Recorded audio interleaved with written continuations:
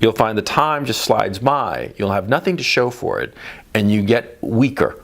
Every day that slides by like this, every day that you're hiding from your life, you get weaker. You get a lot weaker. It's not that you're marshaling your strength or any bullshit that you might say to yourself that you're doing. You're not doing that. You know that. I know that. We all know that. You're not marshaling any fucking strength. You're just getting weaker, softer, pudgier, fatter, more pathetic. And the only way to turn it around is to walk out the door.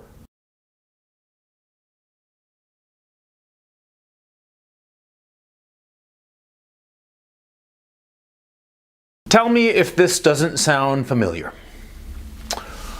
You find your day sliding by and you're playing 10, 12, 14 hours a day on video games, right? Or you're watching movies endlessly. You're watching, seasons 1, 2, and 3 of House. You've seen it fucking before, but you're watching it again instead of studying. Or you're jerking off like 5, 10 times a day maybe, instead of finding yourself a woman, right? Or maybe you find yourself like building like little model airplanes or tanks or some shit like that, or some other quote unquote pastime, some other quote unquote hobby, right?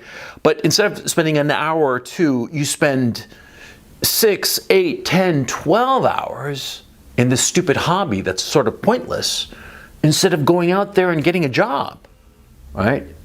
Does this sound familiar? Does this sound like something that you might have experienced? See, what you're doing in such situations is that you're hiding from your life. Or more properly, you're hiding from the problems of your life. You're failing to deal with these problems, and it's a peculiar situation because it doesn't happen to poor people.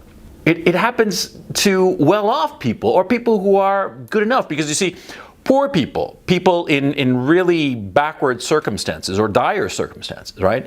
Their situation is such that they need to do something in order to survive, right? They can't just hide away from their life. No, that's a privilege, a prerogative of people, young men, who are in circumstances that are just good enough. They're kind of miserable, but they're good enough. They have food and shelter. And so they eke out this existence, perhaps in their mother's basement. And it's not dire enough to motivate them to change. You see? Now, this happens often as not in, middle-class upbringings or better, and it happens a lot with single mothers. Sure, because the single mother feels sorry for the kid, feels sorry for her son, and she loves him, of course, which is perfectly natural. And so she doesn't do anything except give him comfort. And what does he do? He takes advantage of the situation, not deliberately, but he sort of does. And he winds up just living in his mother's basement and not doing anything, just hiding away from life, postponing life. And the days and the weeks and the months and then the years start to tick on by, and he's got nothing to show for it. Yeah. This doesn't happen with fathers when fathers are in the picture, or fathers who at least act like fucking fathers, right? Because a lot of these cucked out quote unquote dads, right? They are, for all intents and purposes, gelded.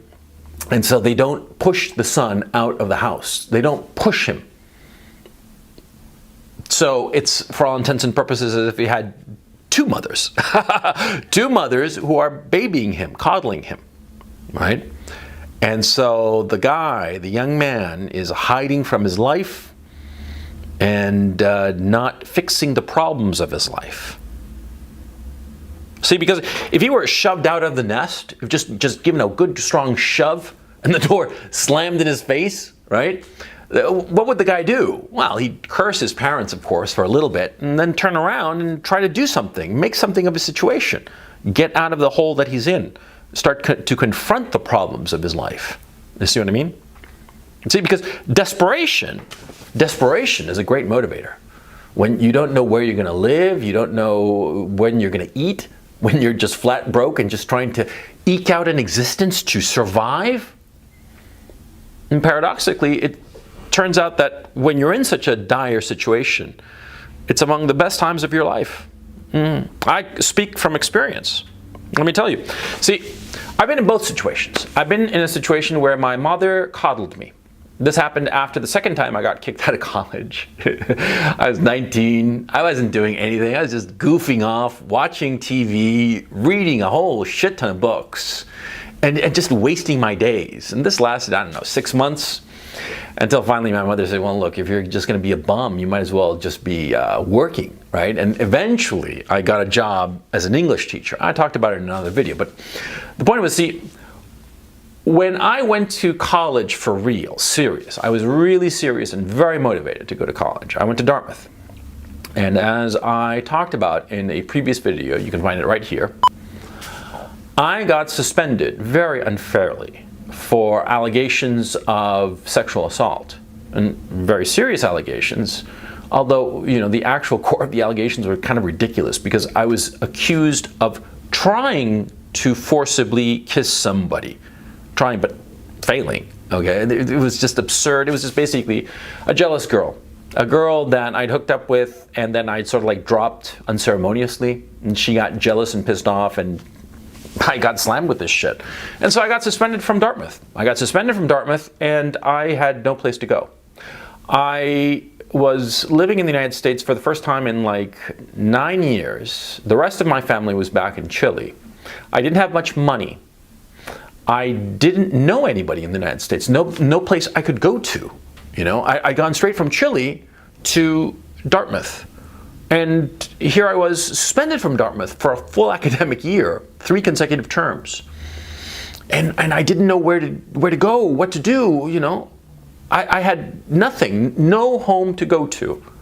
And because of this situation, I discovered, frankly, a resourcefulness that I'd never realized that I possessed. Or perhaps it's more accurate to say that it's a resourcefulness that grew and developed because of my desperation.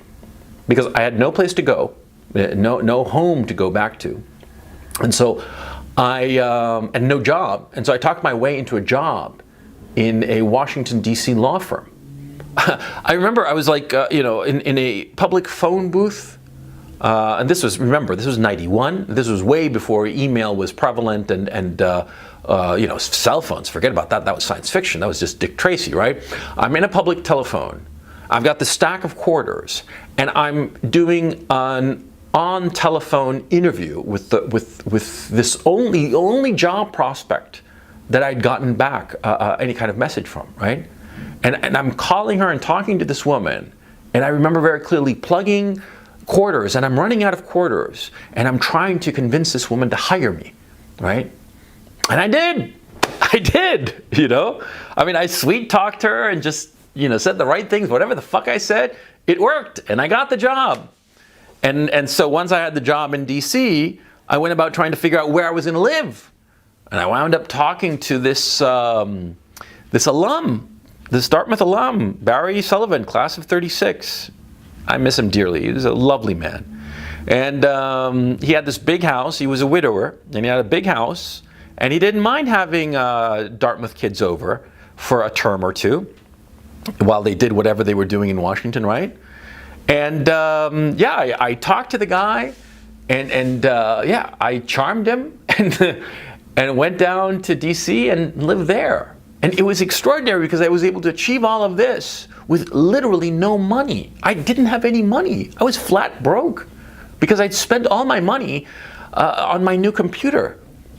And I was flat broke. I didn't have anything. I didn't have any place to go. And yet I was able to talk my way into a job, a decent job, and talk my way into a place to live, a very lovely place. And some months later, as Barry and I got to know each other a lot better, he was lovely, lovely gentleman. And like I said, just aces, right? And he said to me later, I mean, when he realized how desperate my situation had been, he said, you came across as just smooth as silk, like everything was hunky-dory, you know?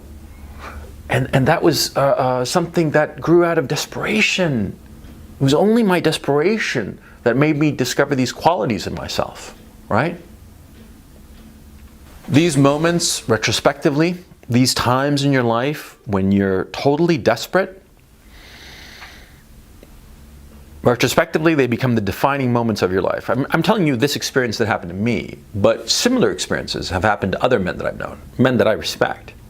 And most all of them have gone through these periods of just being, completely out of the nest, with no help, no place to fall back to, and just going hand to mouth and just trying to survive, day to day, sometimes hour to hour, second to second.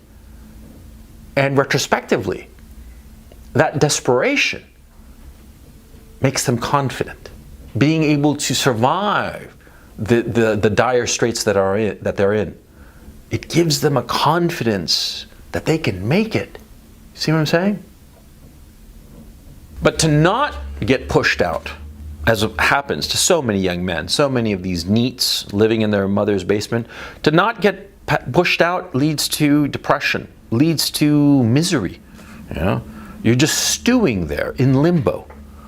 And you're hiding from your life, you're failing to deal with the problems that you have in your life, and you're just allowing the time to slide by, for your life to slide by.